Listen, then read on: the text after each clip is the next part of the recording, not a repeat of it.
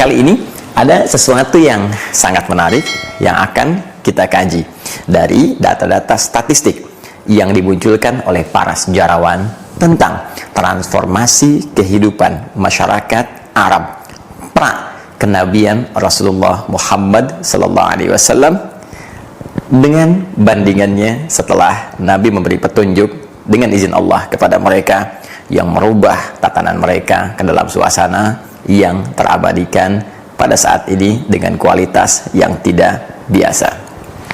Baik, saya akan tunjukkan satu data yang disampaikan diantaranya oleh sejarawan muslim, walaupun data ini bisa kita lacak pula dengan catatan sejarah yang serupa dari sejarawan-sejarawan non-muslim.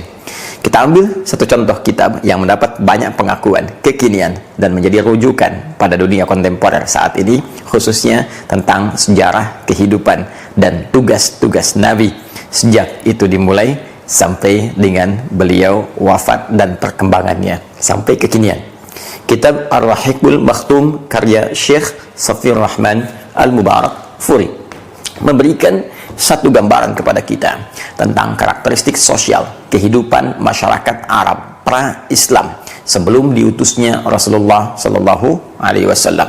Beliau menyampaikan pun demikian dengan catatan para sejarawan yang lain bahwa karakteristik kehidupan sosial masyarakat pada saat itu diwarnai dengan tindakan-tindakan, perilaku, sifat, dan sikap kriminalitas yang sangat ekstrim, yang sangat mengakar, menjadi perbuatan yang lumrah di kalangan mereka. Sesuatu yang mengakar kuat disebut dengan radikal, yang kekinian seringkali kemudian diilustrasikan dengan tindakan-tindakan yang kasar, buruk, yang mengarah kepada ekstremisme. Dicatat dalam catatan sejarah yang valid, pemabuk, pembunuh, pembegal, penipu, pezina, bahkan di halaman 47 di kitab yang tadi saya tunjukkan, sifat zinanya bukan zina sembarang zina, tapi zina yang mungkin boleh jadi di dunia kekinian pun tidak didapati. Perampok, pencela, dan segala bentuk tindakan-tindakan buruk lainnya dengan skala yang sangat ekstrim dan mengakar dalam karakteristik kehidupan mereka. Seakan-akan kalau tidak ditemukan orang mabuk itu rasanya tidak biasa. Seakan-akan kalau tidak ditemukan celaan dalam sehari rasanya ada yang janggal. Bahkan sebagian data sejarah menyebutkan hanya segelintir orang saja yang diduga terbebas atau bahkan berada dalam kondisi terlepas dari hal-hal ekstrim yang tadi disebutkan. Suasana ini menjadikan masyarakat yang hidup pada saat itu secara umum dikenal, disematkan istilah oleh para sejarawan, bahkan oleh para ulama, disifati dengan nama jahiliyah, yang jauh dari nilai-nilai kebaikan, seakan-akan tidak kenal dengan nilai-nilai kemuliaan. Jahil, bodoh, tidak tahu, tidak kenal, ya. Jahiliyah mengikutkan kepada sifat-sifat yang tidak kenal, yang bodoh, bukan bodoh secara ilmu-ilmu terapan dalam kehidupan, tapi lebih ingin mengkhususkan tidak kenal, bodoh akan nilai-nilai kemuliaan dan kebaikan, karena setiap kehidupannya diisi dengan nilai-nilai ekstrim dan mengakar, radikal, yang terukur dengan detail yang telah tadi disebutkan. Yang paling menarik yang menjadi aspek bahasan kita pada saat ini, pertanda. Pernah tahukah Anda ketika Rasulullah SAW kemudian diutus di lingkungan masyarakat ini? Menariknya bukan di Romawi, bukan di Persia, yang dua kekuatan besar ini mengapit secara geografis keberadaan masyarakat jahiliyah. Kalau kita ilustrasikan, bila di sini ada jahiliyah, maka kanan dan kirinya ada apitan Romawi dan Persia yang sudah maju, punya peradaban, punya aspek keilmuan. Nabi SAW tidak diturunkan, diutus oleh Allah, membawa awal misinya tidak dari Persia, tidak dari Romawi. supaya nanti tidak diduga pantas berkembang cepat karena umatnya sudah maju, punya peradaban, punya aspek keilmuan, punya kekuatan. Tidak, yang paling menarik, Nabi diutus di titik yang paling rendah ini, yang dihiasi dengan nuansa-nuansa tadi yang telah kita utarakan. Dan lebih dahsyat lagi, ketika Nabi Sallallahu Alaihi Wasallam diutus oleh Allah melalui titik nadir dalam kehidupan ini, Nabi tidak dibekali dengan tongkatnya Nabi Musa alaihissalam. Beliau Sallallahu Alaihi Wasallam tidak dibekali dengan mukjizatnya Nabi Isa alaihissalam. Namun yang dahsyat, beliau dibekali dengan satu petunjuk yang sifatnya abadi sampai akhir zaman, yang segala nilainya, petunjuknya, pedomannya, tuntunannya bisa diresapkan ke dalam jiwa, dimudahkan oleh Allah untuk menghafalnya, dan diberikan jalan untuk menerjemahkannya sehingga menjadi pedoman yang aktual yang bisa memberikan dampak dalam kehidupan. Pedoman itulah kemudian yang disebut dengan Al-Quran.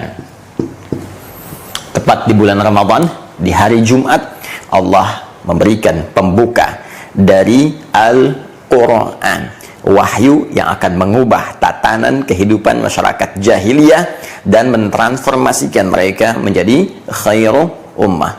Iqra bismi rabbikal ladzi khalaq, khalaqal insana min 'alaq. Iqra wa rabbukal akram, alladzi 'allama bil qalam, 'allamal insana ma lam ya'lam.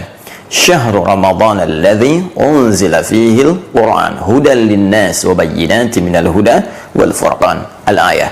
Di bulan Ramadan diturunkan Al-Qur'an oleh Allah Subhanahu wa taala kepada Nabi Muhammad sallallahu alaihi wasallam, 5 ayat pembuka di surah Al-Alaq yang tadi awal telah saya sampaikan. Apa fungsinya? Di Al-Baqarah ayat 185 Allah tegaskan, hudal lin-nas wa bayyinatin minal huda wal furqan. Semua itu didesain, firman Allah ini diarahkan menjadi petunjuk kehidupan untuk semua manusia yang bisa merubah mereka untuk membedakan jalan-jalan keburukan sehingga bisa dipisahkan menuju jalan-jalan kebaikan. Ini yang baik, ini yang buruk. Buruk tinggalkan, baiknya ambil. Yang jika pedoman ini diikuti, Anda bisa berubah dan keluar dari belenggu-belenggu hitam keburukan, ekstremisme, radikalisme, berbagai tingkat keburukan yang menghasilkan kesulitan dan menghadirkan kegelisahan dalam beraktivitas. Anda akan beralih kepada manusia terbaik yang nyaris tidak bisa disaingi dalam kehidupan di muka bumi. Dan dengan perjalanan itulah Al-Quran diajarkan oleh Rasulullah SAW setidaknya kurang lebih selama 23 tahun. Sejak periode Mekah 13 tahun, periode Madinah 10 tahun, dan dahsyatnya dalam periode ini dihasilkanlah manusia-manusia berkualitas yang dibimbing bukan sekedar bisa membaca Al-Quran, tapi juga bagaimana menanamkan Al-Quran ke dalam jiwa. Para sahabat mulai menghafalnya. Para sahabat tidak sekedar membacakannya dengan lisan mereka, tapi menenggelamkan bacaan dari lisan itu, dihujamkan ke dalam jiwanya. Mereka jaga itu semua, mereka hafalkan. Dalam bahasa Arab, sesuatu yang dijaga dengan cara menghafalnya, maka disebut dengan hafidha yahfadh. Dalam dunia kemanusiaan, orangnya disebut dengan hafidh. Hafidh, orang yang menjaga, orang yang menghafalkan sesuatu untuk menjaganya. Bila konteks ini disematkan pada manusia, dia hafalkan, dia jaga. Dan menariknya, para sahabat bukan sekedar menghafal, bukan sekedar menanamkan pada jiwanya, bukan sekedar menjaganya, tapi sekaligus menerjemahkan semua yang dihafal itu dalam bentuk perilaku sesuai petunjuk yang telah diisyaratkan dalam Al-Baqarah ayat 185 tadi. Ketika mereka menghafal ayat-ayat tentang mata yang diperintahkan oleh Allah untuk semua para muslim melihat yang baik saja, menatap yang baik saja, tinggalkan yang buruk, tinggalkan tatapan yang salah, jauhi pornografi, porno aksi, hal-hal yang jelek, gambar-gambar yang tak layak untuk dihafalkan. Ayat-ayatnya kemudian hadir dalam jiwa. Ayat-ayatnya tersemai dalam sanubari mereka, dipraktekkan tembus ke mata, sehingga dengan hafalan ini seorang hafidh, ayatnya akan membimbing matanya untuk melihat yang baik saja, maka mustahil ada seorang hafid melihat hal-hal yang buruk. Pun demikian, ketika ayat telinga mulai dihafalkan, tembus ke jiwanya, maka ayat itu akan memberikan sebuah gelombang bimbingan iman kepada telinga ini untuk mendengar yang baik-baik saja. Demikian ke lisan sampai ke ujung kaki. Puncaknya, seorang hafid, seorang yang bisa menghafal Quran dengan benar. Hafalan itu diterjemahkan dalam bentuk perilaku. Baik itu 1 ayat, 2 ayat, 3 ayat, 1 juz, 2 juz, ataupun 30 juz. Anda tidak harus dituntut untuk menghafalkan 30 juz. Tapi yang diinginkan oleh Al-Quran, setiap ayat Al-Quran yang kita baca, kita hafalkan, kita terjemahkan dalam bentuk perilaku. Jadi, apapun Anda. Di zaman Nabi, ada banyak pengusaha.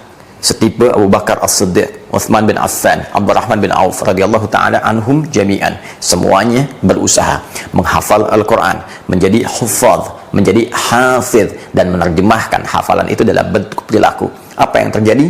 Mereka sukses, asetnya banyak, dan tetap tidak meninggalkan nilai-nilai kebaikan. Ada Khalid bin Walid, ada Umar bin Khattab, ada Amr bin As. Jangan diragukan bagaimana kualitas kepemimpinan militer mereka. Bisa menaklukkan Persia, bisa menaklukkan Romawi, kekuatannya dahsyat, ahli strategi. Tapi tahukah Anda, mereka pun penghafal Al-Quran.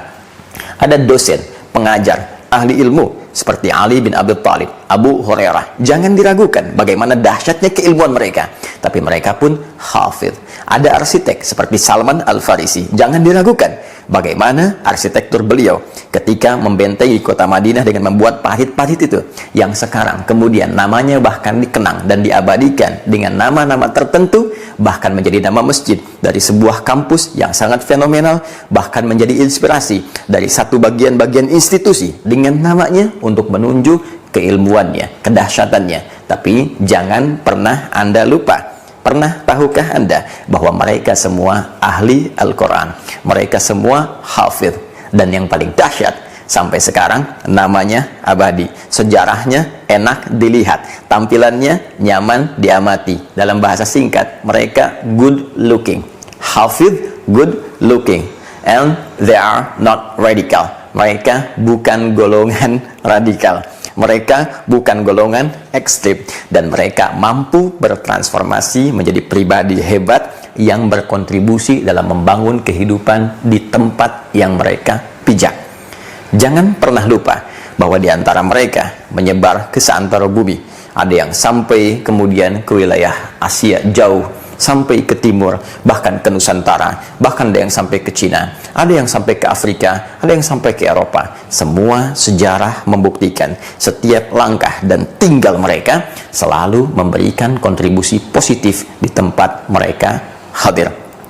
Jangan lupakan Negara Kesatuan Republik Indonesia. Bukankah saham terbesarnya adalah dari para ulama yang berjuang dengan rasa cintanya kepada negeri ini? Dan tahukah Anda, bukankah para ulama itu ahli Al-Quran? Bukankah mereka mendalami Al-Quran? Bukankah mereka mempraktikkan Al-Quran? Dan panggilan untuk mengorbankan nyawa, darah yang mengalir, kafan yang membalut jasad mereka di kemudian hari, sehingga dengan darah dan kafan itu menjadi merah putih. Tahukah Anda apa yang membuat mereka kemudian tergerak untuk melahirkan resolusi jihad, untuk membantu memerdekakan bangsa ini, dan cinta yang sangat dalam? Bukankah itu perintah Quran mereka? Bukankah itu perintah Quran mereka? Itu perintah Quran kami. Itu perintah Quran kami. Itu perintah Quran kami.